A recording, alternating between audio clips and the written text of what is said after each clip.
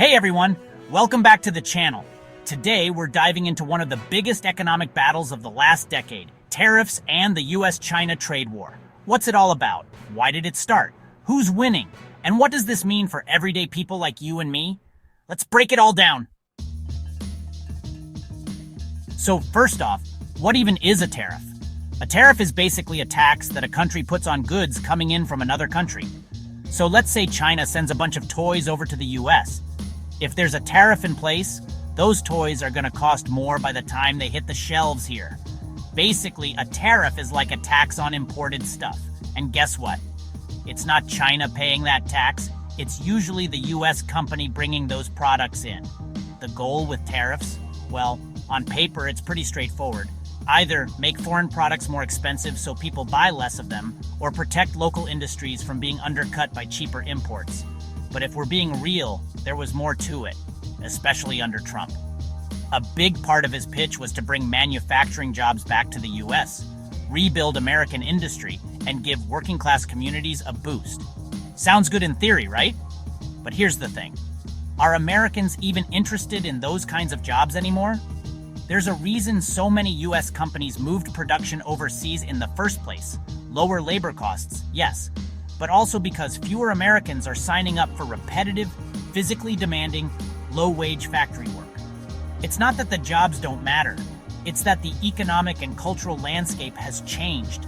So even if tariffs did bring some of that manufacturing back home, the question becomes, who's actually going to do the work? And are the US prepared, as a country, to shift our education, training, and labor priorities to support that kind of economy again? But either way, here's the catch regarding putting tariffs on China. It's usually us, the consumers, who end up paying more. Tariffs often lead to price hikes. Actually, the current trade war did not start this year. Let me create some context for you guys. Back in 2018, then-President Donald Trump kicked off the trade war, mainly targeting China. His administration argued that China was playing unfair, things like intellectual property theft, currency manipulation, and a massive trade imbalance. In the US, the effects were mixed. Farmers got hit hard, especially in the Midwest. China stopped buying US soybeans, so the government had to step in with subsidies. Prices went up for things like electronics, clothing, and machinery, basically anything that relied on Chinese imports. Some American manufacturers benefited, sure, but many struggled with higher costs for materials. Overall, uncertainty. Businesses didn't know what was coming next, which slowed down investment. China didn't walk away unscathed either. Exports to the US dropped and factories felt the squeeze. Some companies moved production out of China to places like Vietnam and India, but, and here's the twist, China also got creative. They found new trade partners, boosted domestic demand, and leaned into their tech sector. So while the US wanted to pressure China into changing its ways, China doubled down on becoming more self-reliant. Alright, so here we are in 2025, and let's just say it loud. The trade war between the US and China, it's not over, it's escalated, big time. Trump's back in the White House, and one of the first things he did, hit China with a massive 145% tariff on all imports. Not just a few categories. Everything. That's on top of killing off the $800 de minimis threshold, which basically shut down duty-free perks for fast shipping giants like Temu and Shine. DHL even paused high-value deliveries to the US because customs is now a full-on mess. And of course, China fired back. Hard. They slapped tariffs of up to 125% on US exports, oil, gas, SUVs, agricultural tech, you name it, but they didn't stop there. Now they've weaponized rare earth elements, and this is where it gets serious. China imposed export restrictions on key rare earth minerals, things like samarium, dysprosium, terbium, and lutetium. These aren't random metals. They're essential for making the tech and defense gear that powers modern life. We're talking fighter jets and missile systems, smartphones and electric vehicles, MRI machines, and clean energy tech. Basically, without rare earths, a lot of America's high-tech and military industries grind to a halt. And right now, the US doesn't have great alternatives lined up. We've only got one major rare earth mine, and spinning up new production takes time. Years, not months. So yeah, it's not just a tariff tit for tat anymore, this is strategic economic warfare. But it's not all loud punches. China is also playing chess. They're building new trade partnerships across the global south, deepening ties with Africa, Southeast Asia, and Latin America. And at home, they're pushing to grow domestic consumption so they're less dependent on the U.S. market altogether. This isn't just about tariffs. It's about who gets to write the rules of global trade for the next decade. The vibe right now? It's not dramatic headlines every day. It's more like a cold, calculated trade standoff. But even though it's quieter, the impact is huge. Small businesses in the U.S. are feeling it hard, with some now facing tariffs as high as 245% on certain imports. Even American manufacturers, the ones this is supposed to help, are struggling with unpredictable costs and supply chain chaos. And everyday people, some don't care, some are not aware, some people still think tariffs are paid by the exporter and not the importer. But most people are over it. No one wants to keep paying more just because two countries are locked in a power flex. All right, time for the big question. What is Trump really trying to do? Here's the speculative part, based on expert takes.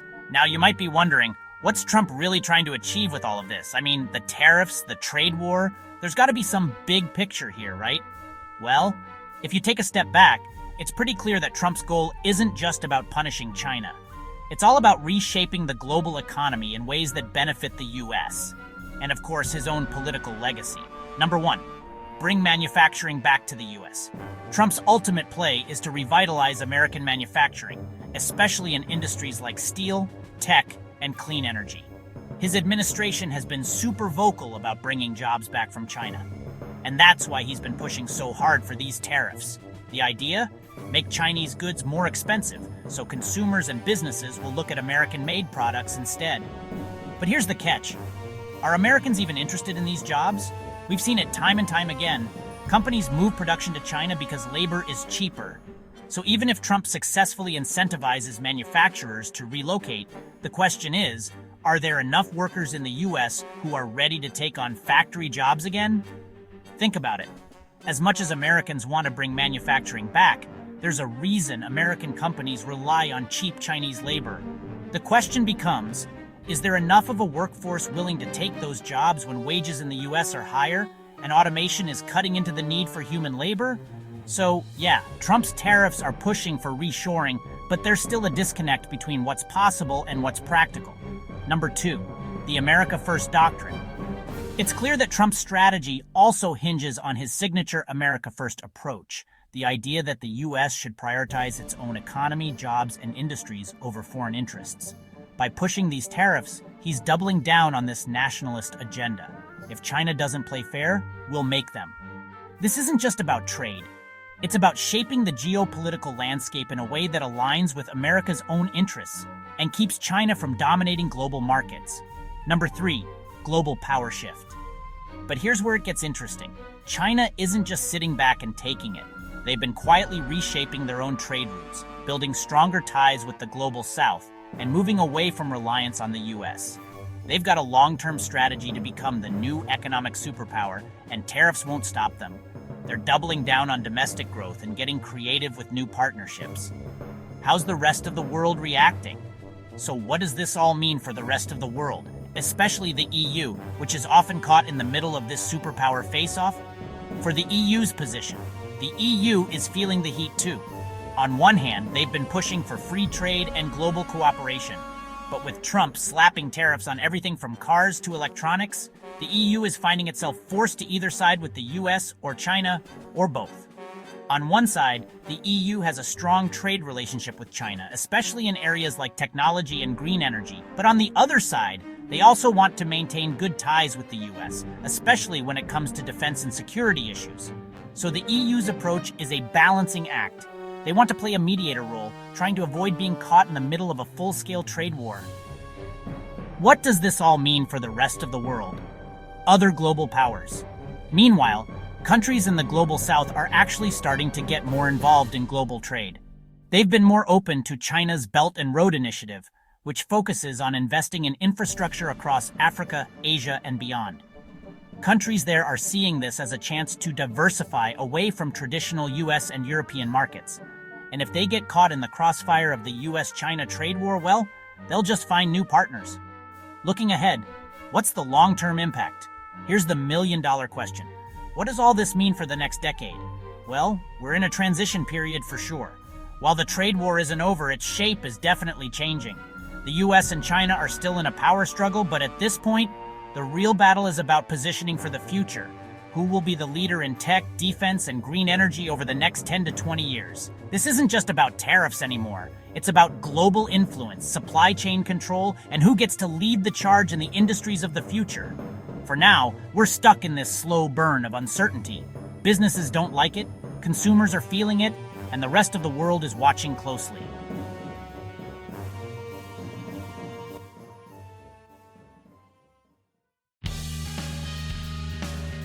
So here's what you need to know. Tariffs equal sign taxes on imports, and we all end up feeling the pinch. The U.S. China trade has disrupted global trade. Both countries are suffering in different ways. So what do you think? Is the trade war worth it? Will they make a deal? Who will make the first call, China or the U.S.? Is China stronger or weaker now? Drop your thoughts in the comments. I'd honestly love to hear what you think. And hey, if there's anything you want me to dive deeper into or explain more, just drop a comment. I'm always happy to break things down further. If you found this breakdown helpful, hit that like button, subscribe for more, and I'll catch you in the next one.